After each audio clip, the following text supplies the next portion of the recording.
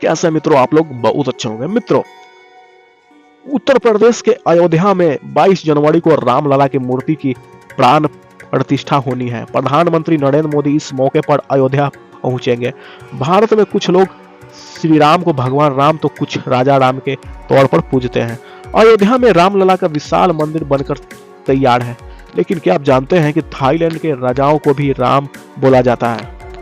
भारत की अयोध्या की तरह थाईलैंड में अयुत्या है, जिसके आसपास ब्रह्मा, विष्णु और महेश के मंदिर हैं। थाईलैंड का मौजूदा चकड़ी राजवंश खुद को राम कहता रहा है। यह वही राम है जो विष्णु के अवतार भगवान राम के रूप में सनातन धर्म के अनुयायियों के आराध्य हैं। सवाल उठता है कि यह राजवंश अपने नाम में राम का इस्तेमाल क्यों करता है? इसका भगवान राम से क्या नाता है? बता दे कि चकड़ी वंश के मौजूदा राजा को राम दशम बोला जाता है।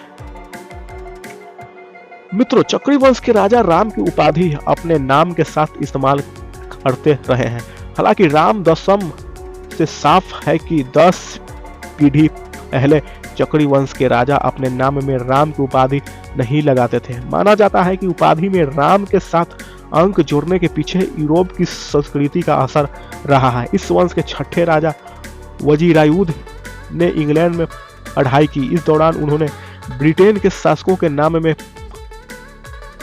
पंचम द्वितीय पढ़े। इसी के बाद उन्हें राम के साथ अंक जोड़ने का विचार आया। बताया जाता है कि वजीरायुध ने सबसे पहले खुद को राम सिकस्त कहा था। इसी के बाद चक्री वंश के राजाओं के नाम में राम की उपाधि के साथ अंक जोड़ने का चलन शुरू हो गया।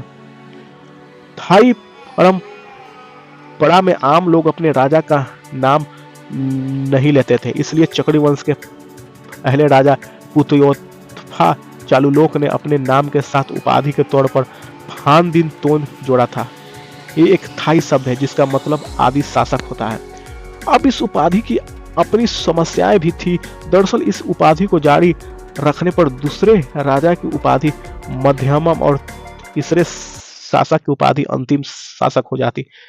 इस समस्या के समाधान के लिए भगवान बुद्ध की प्रतिमाओं के आधार पर उपाधि दी जाने लगी। बात यही खत्म नहीं हुई और राजसी नामावली को व्यवस्थित करने के लिए कई प्रयोग किए गए। इतिहासकारों ने राजा नांग कुलवाव को रतचनक थी सैम यानी शासक तृतीय बोला। इसके बाद यह प्रयोग चल पड़ा। राजा वजीरायुध ने खुद को अंग्रेजी में राम सिकस्त कहा। इसे रथचन्नक के प्रयोग से जोड़ा गया, लेकिन यह हिंदी अंग्रेजी से मिलकर बनी उपाधि थाई राजाओं के लिए परंपरा बन गई। वर्तमान में थाईलैंड के राजा की उपाधि राम दशम है।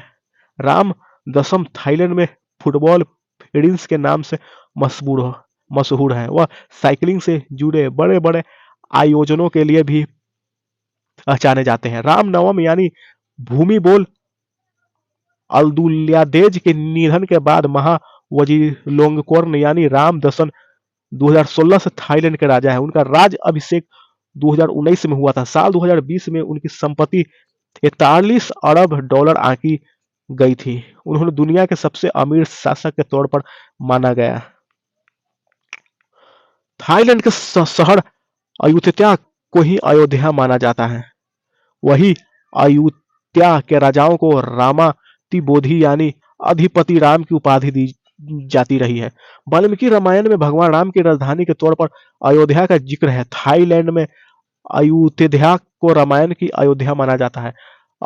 अयोध्या 1351 ईस्वी में श्याम राजवंश के शासकों की राजधानी रही है। बता दें कि थाई अयोध्या के अवशेषों को यूनेस्को की विश्व धरोहर सूची में जगह दी गई है।